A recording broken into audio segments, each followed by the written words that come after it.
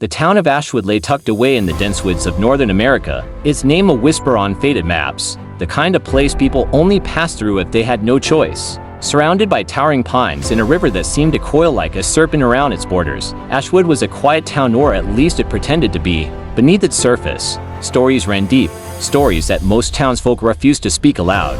They said some scars of a town never healed, only bled in silence. It began, as such things often do, with the body. In the cold October of 1986, when the leaves had burned red and gold before shriveling into damp, forgotten carpets on the ground, a hunter found the remains. He'd set out before dawn, shotgun slung on his shoulder, his breath turning to mist. But he never pulled the trigger that day. Instead, he stumbled into a small clearing where the air smelled of rust and rot. There, lying against the roots of a pine tree, was the butchered corpse of a young woman.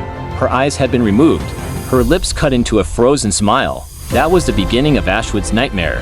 The moment the butcher earned his name. For 3 years, the killings spread like wildfire through the town.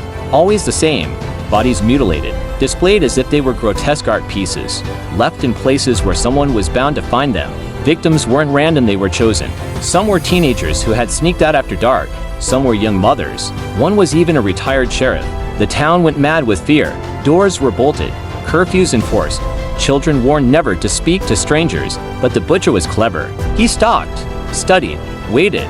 Then, as suddenly as it started, it stopped. In 1989, the killing ceased. No body, no clue, no closure. The butcher vanished like smoke, and Ashwood exhaled a shaky breath. People tried to move on. New families arrived, lured by cheap houses and quiet streets. The old wounds scabbed over. The past was buried, but Ashwood had not been cured. Decades later, in 2019, the silence shattered again. It was a Thursday night when 17-year-old Rachel Whitmore never came home. She'd been walking back from the diner after her shift, a route she had taken dozens of times. The next morning, her body was found at the edge of Ashwood Forest, nailed upright against a tree with her mouth carved into that same grotesque smile the town had prayed to forget. Panic returned like a sickness. Whispers spread. Asterisk, the butcher is back. Asterisk, Detective Alan Mercer was called in from the city to oversee the case. He wasn't local, which meant he didn't carry the weight of old fears, but he could feel them in every look the townsfolk gave him. Their eyes carried history, dread, and resignation. Mercer was methodical, patient, a man who believed every killer left behind a thread if you only knew where to tug.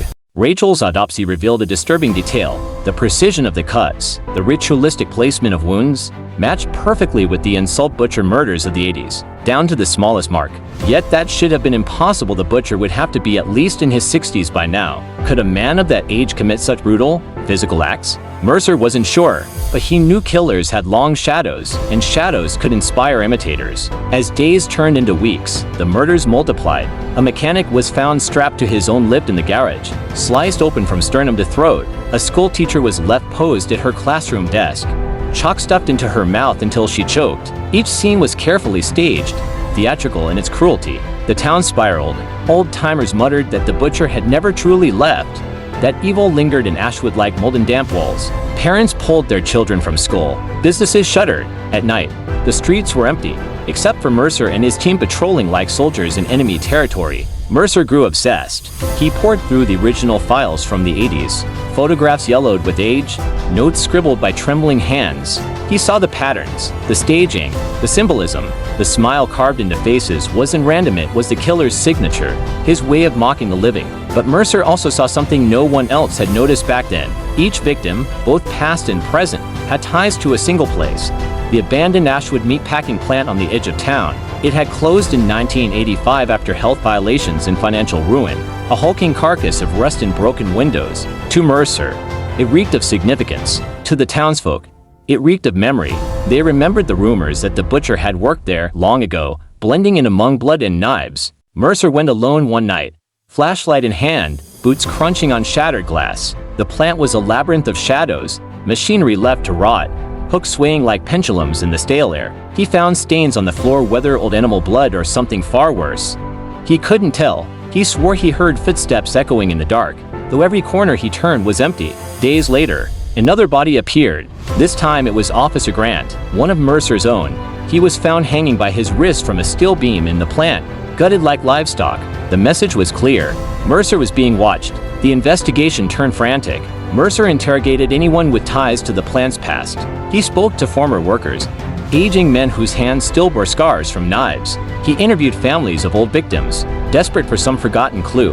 But the more he dug, the more resistance he met. It was as if the town itself wanted the truth buried. People avoided his gaze, deflected his questions. Even the mayor urged him to let the past stay dead. But killers don't stop. 2 weeks after Cole's arrest, another body appeared. Same mutilations, same carved smile, same staging. But Cole had been locked away the entire time. Mercer's world collapsed. Either there was a copycat, someone who had idolized the butcher so deeply they carried on his legacy, or the nightmare had always been bigger than one man. Cole had planted seeds, and now others were blooming. Ashwood descended into chaos. Townsfolk whispered of a cult, of apprentices, of a sickness passed from one generation to the next. Mercer realized the truth was worse than he had feared. The butcher wasn't just a man. The butcher was an idea, a disease, one that infected Ashwood decades ago and never left. And in the end, no one knew how many carried it. The town still stands today, hushed, hollow, its history buried under layers of silence. But if you walk through Ashwood after dark, you might notice the windows shutter tight, the doors bolted, the streets empty. You might hear the faint scrape of a knife against steel, the echo of footsteps in the woods. And if you ever see someone smiling at you in the dark, smiling to wide, smiling to wrong run, because in Ashwood, the butcher never dies.